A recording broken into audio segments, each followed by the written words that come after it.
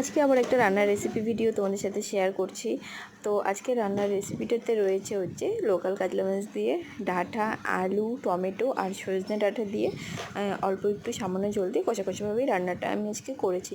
তো আজকে রান্নার ভিডিওটা তোমাদের কেমন লাগলো সবাই একটু সম্পূর্ণ ভিডিওটা দেখে সুন্দরভাবে একটা কমেন্ট করো। আর ভিডিওটা যদি ভালো লাগে তাহলে আমার ভিডিওটা একটু শেয়ার করো।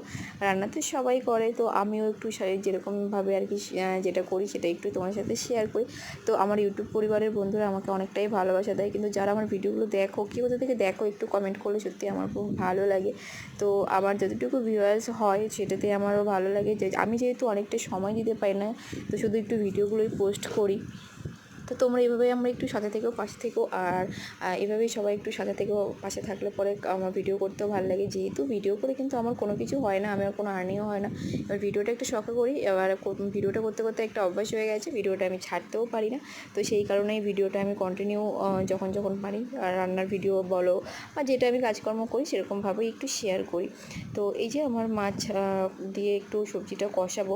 আমি যেটাই রান্না করি, মাছ বা ডিম যেরকমভাবেই রান্না করি, মশলা দিয়ে রান্না করলে আমি একটু মশলা কষানোর সঙ্গে মাছ ডিম যেটাই হোক একটু কষিয়ে নিই, তাহলে আমার ভালো লাগে।